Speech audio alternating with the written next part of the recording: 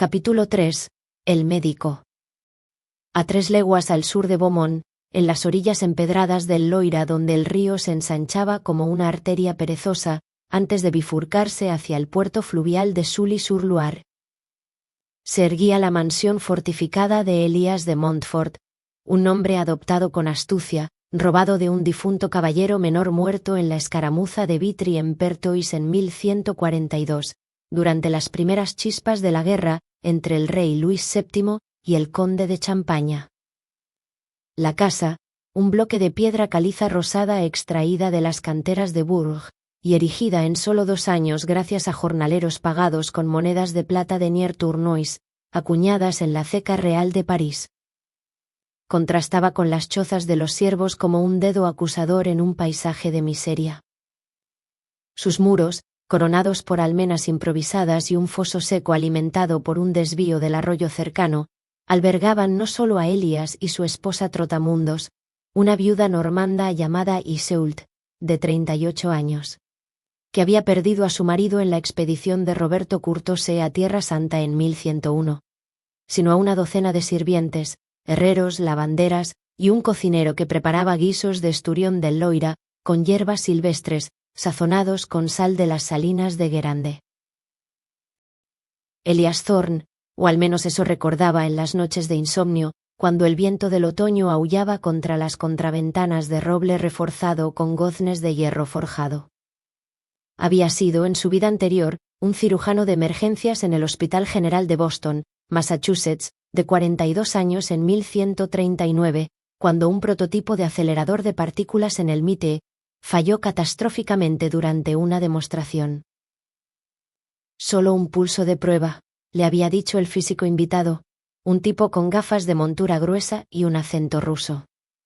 Ahora, con 48 años en el calendario gregoriano de 1147, aún sin la reforma juliana de 1582 que ajustaría 10 días.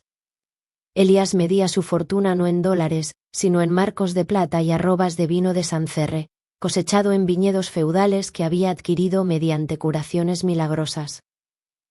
Su llegada, 6 años atrás, había sido menos dramática que la de Alex, un parpadeo en un claro boscoso cerca de Orleán, con su maletín médico, un Samsonite negro. Ahora enterrado bajo el piso de su cámara como un tesoro arcano, escupiendo jeringas desechables y viales de penicilina que, diluidos con astucia en infusiones de salvia, habían salvado al hijo del conde Thibaut, 4 de Champaña de una septicemia post-parto en 1140. El niño, ahora un moco de 5 años llamado Henry, corría por los patios empedrados gritando «El mago de las aguas curativas», mientras Thibaut, un señor de 35 años con una barba recortada al estilo de los cruzados de la Primera Guerra Santa y una cicatriz en el antebrazo de la batalla de Bremule, en 1119, le debía a Elias favores que valían más que tierras. La medicina medieval, anclada en los humores de Galeno, sangre, flema, bilis amarilla y atra, y los tratados de Avicena traducidos al latín en Toledo apenas una década antes. Era un campo de sangrías con sanguijuelas criadas en estanques de arcilla y cataplasmas de mostaza para la peste bubónica, que asolaba los mercados de Tours cada equinoccio. Elias, con su conocimiento de asepsia, lavado de manos con un elixir de alcohol destilado de vino fermentado, que atribuía a un secreto árabe aprendido de peregrinos de Al-Ándalus, suturas de hilo de seda esterilizado en ollas de cobre al fuego, y diagnósticos basados en pulsos y fiebres medidos con un termómetro improvisado de vidrio soplado por un vidriero de Limoges, se había convertido en una leyenda andante. En 1143, durante la epidemia de disentería que diezmó las tropas de Luis VII en Vézelay, donde el rey, aconsejado por su esposa Leonor de Aquitania, juró la cruz ante Bernardo de Claraval, Elias curó a una cohorte de caballeros menores con una poción de raíces exóticas, en realidad, una solución salina con electrolitos de sales de mesa. A cambio, recibió un privilegio real, exención de impuestos eclesiásticos por 3 años, y el título de Physicus Regis honorario, que le permitía viajar sin ser molestado por los peajes de los puentes del Loira, como el de Sully, custodiado por gabarreros que cargaban barriles de vino hacia París. Aquella mañana de noviembre, con el cielo plomizo anunciando las primeras heladas, un invierno que, según los anales del abad Suger de Saint-Denis, traería nevadas que bloquearían los caminos reales hasta Pascua, Elías estaba en su scriptorium particular, una cámara abovedada con estanterías de nogal llenas de códices iluminados, un herbarium de apuleyo platónico, copiado en el monasterio de Cluny, en 1125. Y un volumen robado de la biblioteca de la Universidad de París sobre anatomía bovina, que usaba para disecar cerdos en secreto. Vestido con una túnica de lana fina teñida de índigo importado de los mercaderes flamencos, un lujo que solo los burgueses emergentes de las ferias de Champaña podían permitirse.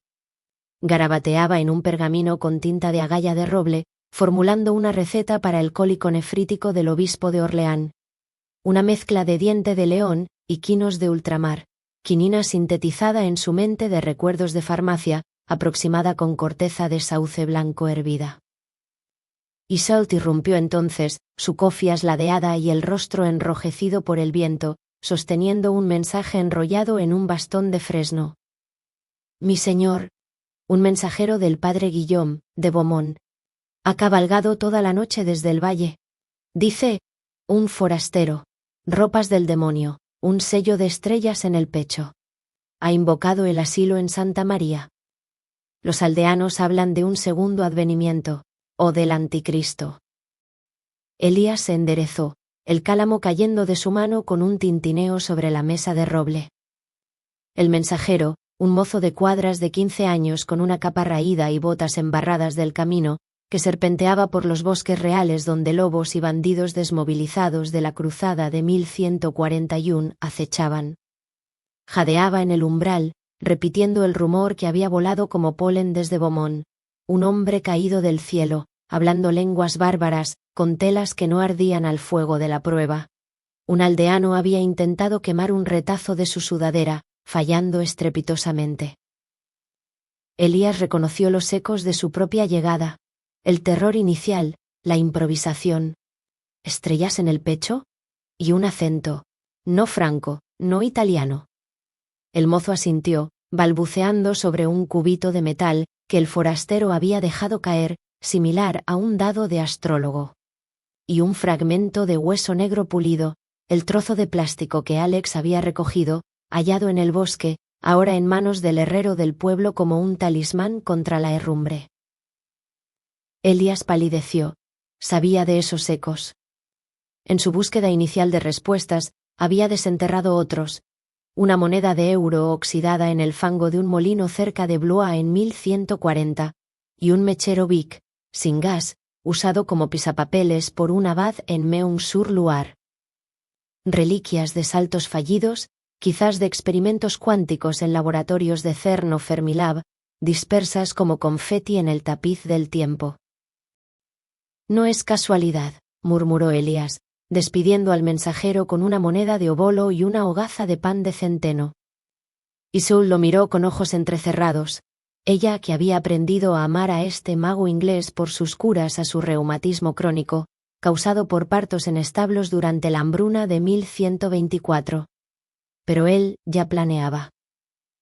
En esta era de peregrinajes, donde el camino de Santiago bullía con flagelantes y mercaderes luciendo las conchas de vieira cosidas a sus capas, las noticias viajaban por posadas como la de la Mule o Roy en Tours, donde juglares cantaban baladas de Ricardo Corazón de León, antes de su nacimiento.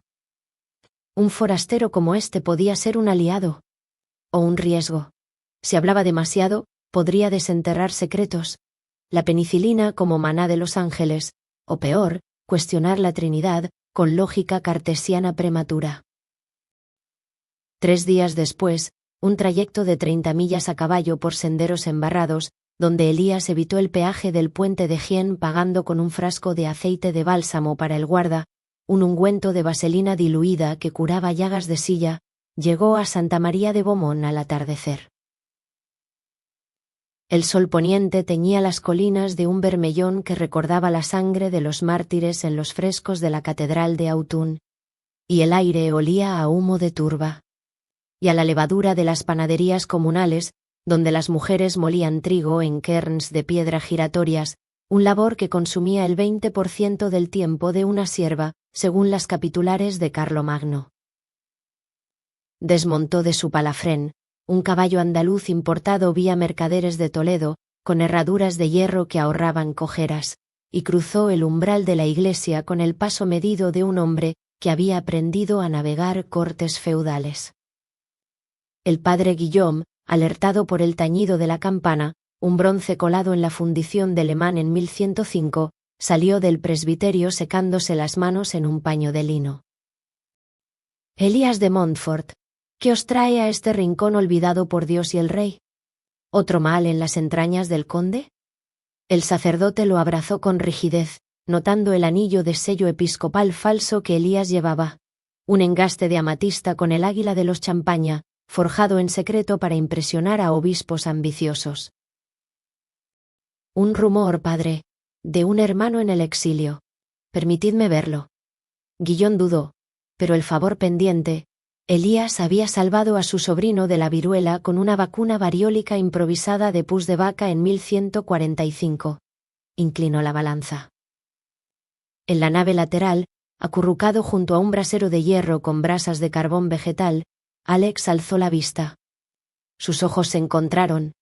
Dos extraños en un mundo de superstición, unidos por el brillo ausente de neón y el zumbido de servidores.